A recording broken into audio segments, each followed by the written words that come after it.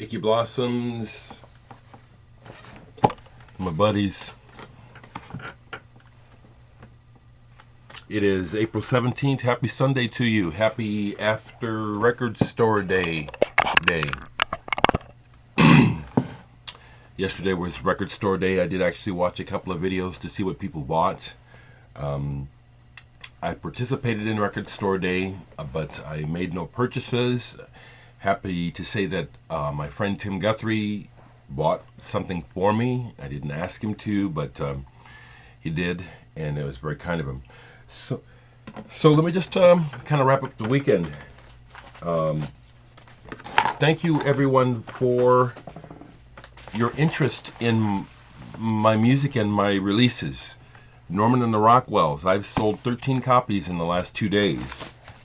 Here's more that go out tomorrow, Monday. Wow, thank you. So I will sell these until Tom runs out. Apparently people are interested in the record, so get yours today. I also put a notice up about the fact that I have other records for sale, and I got a sale on Murphy. Some folks don't know about my records who are just now finding out about my channel. I am a musician. I have several releases out. Many of them are sold out. Flyover, Murphy, and Nice I still have in stock. I am so pleased, again, with this album and Murphy now. I'm also pleased with how, as time is going on, people are realizing and telling me, again, just how good of an album this really is. It's on purple splatter vinyl. I went all out on this, you know. I really wanted to do this, not knowing whether or not I'd be able to make any more records. So Flyover is real special to me. But Murphy is too, and they're still both for sale. I'm selling this album for the same price as a single, $15 plus postage, and this album is dynamite. You can listen to it online. It's not just me talking, you know. It's the public talking. The album is well loved. And yeah, I'm damn proud of it.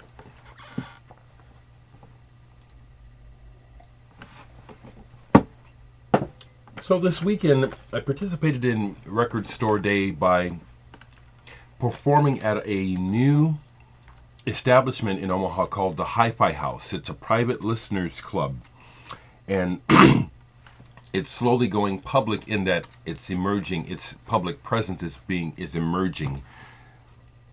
And we had an open house yesterday where people could come and listen to music and check out the $80,000 sound system. You know, you just used your receipt from anything you bought from Record Store Day as a ticket to get in.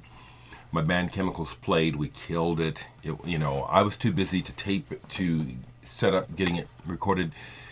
There will be evidence of this band very soon, a recording or something here. I mean, there are some snippets online on Instagram and stuff, but loving this band. It's very powerful, very interesting, and it's wild. It's like I feel very much like Miles Davis must have in the Electric period, where the bands would be so potent that, you know, everything is just on the edge of going out of control, which is exciting because we always rein it back in. So we did that, and some other people performed. A fair amount of people came down to visit the Hi-Fi House who had never been there before. Everyone loves it. I guess I need to do a feature about the Hi-Fi House from the Hi-Fi House. You know, I do my videos here at home mainly because it's comfortable and I like the continuity. This is just what I do. I come into my music room, I sit down, turn on the camera, and I go. But I guess you could say I'm on the staff of Hi-Fi House, or am I a curator of the library, perhaps you could say. But yeah, it's like I'm a part of Hi-Fi House, and they bought quite a bit of Record Store Day stuff yesterday. And I suppose all I got to do is go over there and take my computer or my camera, and I can show you. I will this week, okay? I'll do that. But yesterday, I ran into Tim Guthrie, who designed this. He's an excellent artist. He designed this artwork for me. Hadn't seen him since the death of his wife, to be honest with you, And he's still, this has been several months now. And, Tim is still grieving. I know he won't mind me talking about this because he's pretty public about, he's still quite beside himself with grief. So it was good to see him. Give him some love. But he was kind. He was buying records. Record store day he loves, like many of us do. And he asked me if there was something that I really wanted, and it was really easy to answer that question, and geez. So he bought this for me, the reissue of this amazing album from 1973, Swedish band. Kvartetten som sprang Kattvalls. I think it means the quartet that explodes or something like that, or goes bang. This is really good instrumental. Rune Carlson on drums, badass. Shades of everything from Santana to just beautiful lyrical organ and guitar work. This album is incredible. When I saw it at Almost Music on Record Store Day, it's like my jaw almost dropped, because this is another one of those items that it's a collector's item. It's expensive. There aren't many copies, but the music is what, when you hear the music, you hear why. This is really good. Matter of fact, I took Tim Guthrie and a friend of his up to Hi-Fi House after he bought this for me at Almost Music before the Hi-Fi House event started yesterday, and played this for them on that really nice stereo, and they were both knocked out. Matter of fact, Tim is probably going to try to find a copy for himself. Great album. Great album. Thank you, Tim. So that's the only Record Store Day item I have that was bought for me. I didn't buy anything. A couple of items on CD came my way yesterday. A local band called The Shrinks are giving away. We're giving away their 4-song, I guess you could call, is it a demo or their first recording? But I just saw the Shrinks play, local band, and they're very much influenced by 80s goth and shoegaze. Really like this, and I don't want to just say they sound like Bauhaus, but it's in that territory, and it's good. It's good. I like this. The Shrinks. I'll remember to leave a link below. And several musicians stopped by Hi-Fi House yesterday. Todd Fink from The Faint and Digital Leather stopped by. Roger Lewis, who is in The Good Life, and forget who else. Roger's played with a bunch of people. He's been involved with Saddle Creek since the beginning. He stopped by. And Jeff Runnings from the band For Against. I would call them pioneers of shoegaze, really. He stopped by, and in stopping by, he gave me a CD copy of his brand new and first solo album, Jeff Runnings. This is called Primitives and Smalls. I'll have to ask him what that title is about. On the St. Marie label, it is on vinyl. He gave this to me, so I do endeavor to get a copy of this on vinyl eventually.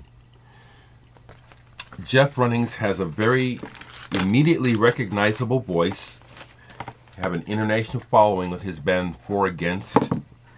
Back in the day when I was playing in the band Digital Sex, we played, I would say, several shows with For Against. And this music shimmers. It sounds like something that you would hear in the classic days of the label 4AD.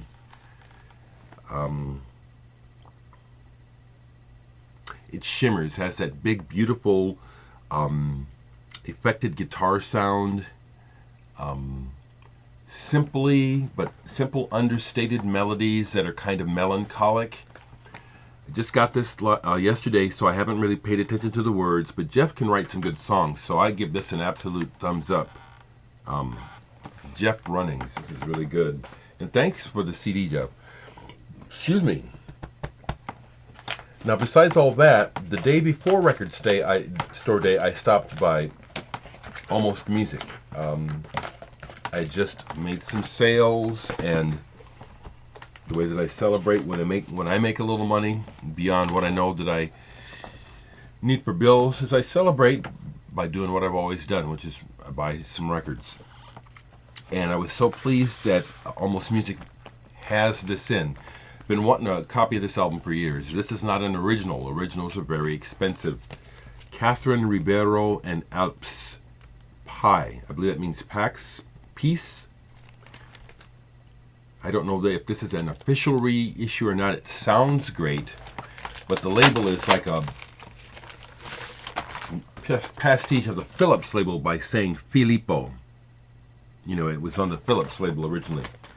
Catherine Ribeiro, pop singer, pop star in France, but also I've been describing to people this album.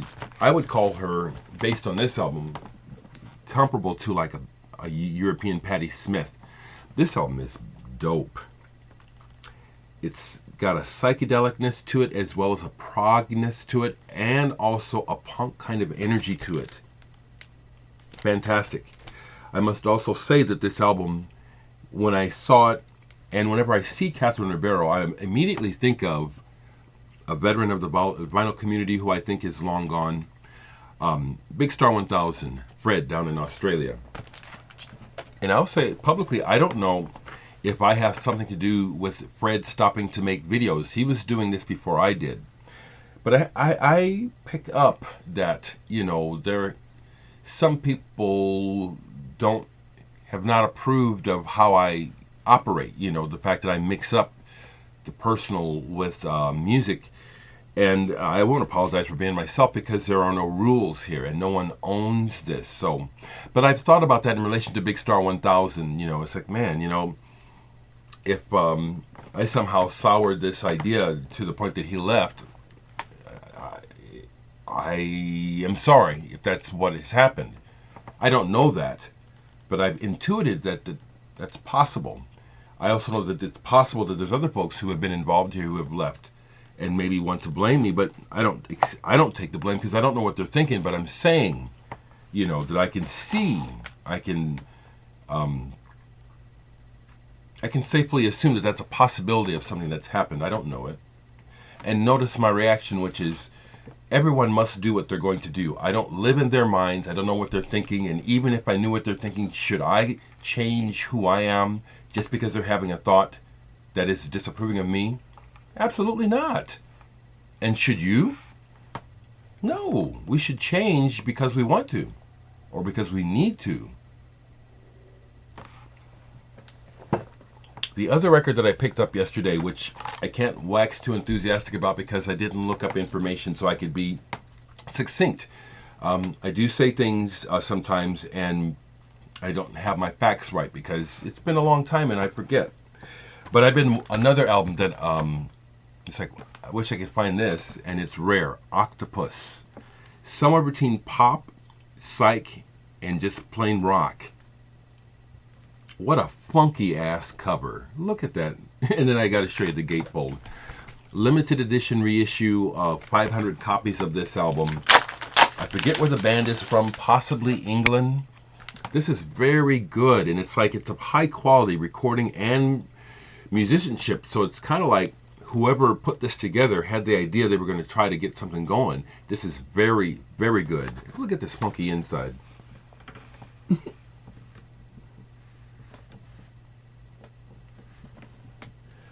Oh man, mankind and our libido.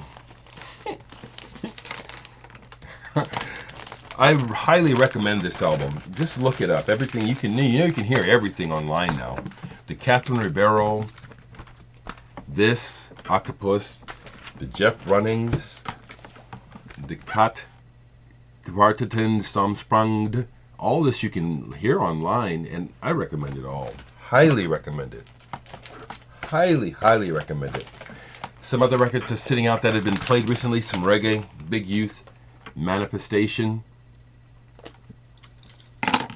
music, reggae music. You know, what can be said? It's once you become infected with reggae music, it becomes like a foundation on which you live.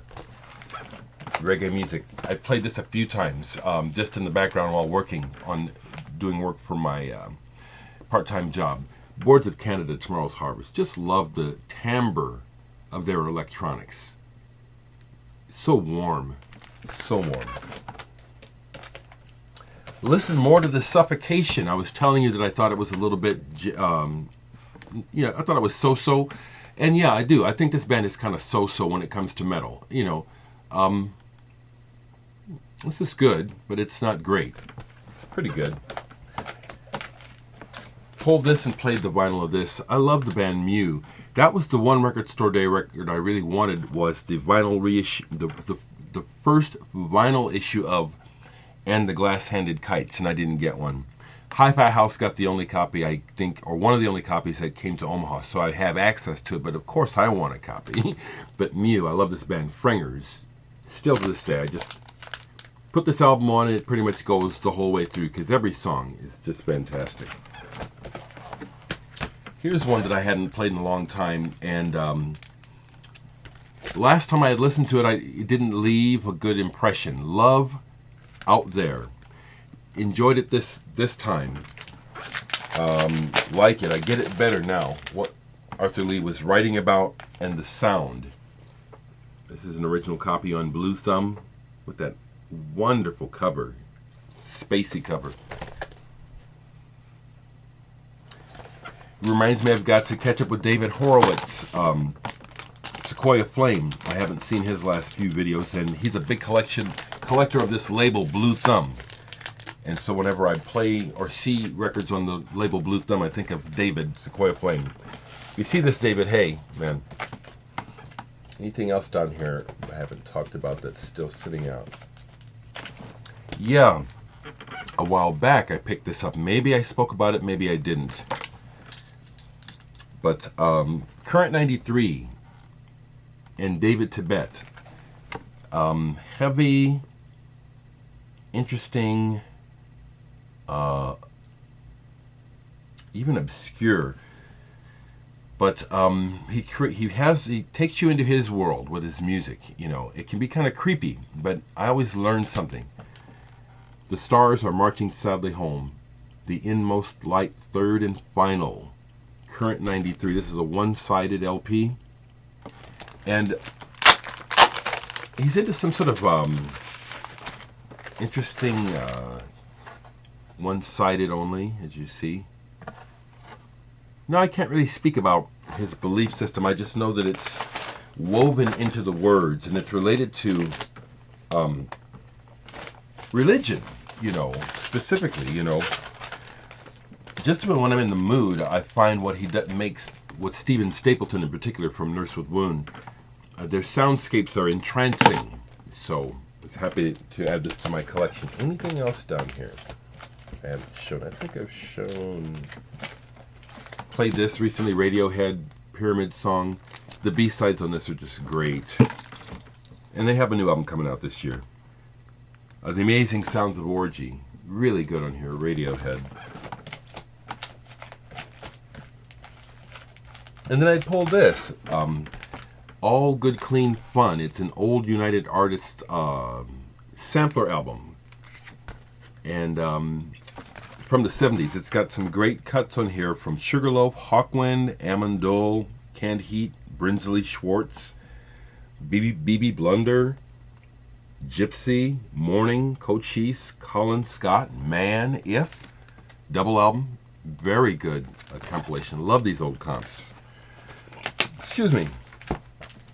So let's wrap it up about there. 19 minutes. Last thing I want to say is I'm just always encouraging people to be civil in these times of civility. I guess it's just the way that it is that no matter how much sense it makes to be a decent person and to encourage others to be decent, people we just have people who just don't understand or want to get with the program. And so, like for example, when I recently watched Karsten's video to respond to his contest, I just peeped at a couple of his other videos and noticed how on so many of them there are so many dislikes, and it's just like, I don't care, like it's bothering me. It pauses me to think to myself, what on earth possesses people to the dislike, even if there's a good reason for it, it's just a negative action. And that's my perspective. Okay, I don't know that, but it comes off negative, and it's like, whew, people. I don't know what to say. I'm not perfect, but I really do attempt to be decent to people. Especially in person. I can't think of a good reason for being unkind. I don't imagine that anyone can give me a good reason why we should be unkind to one another.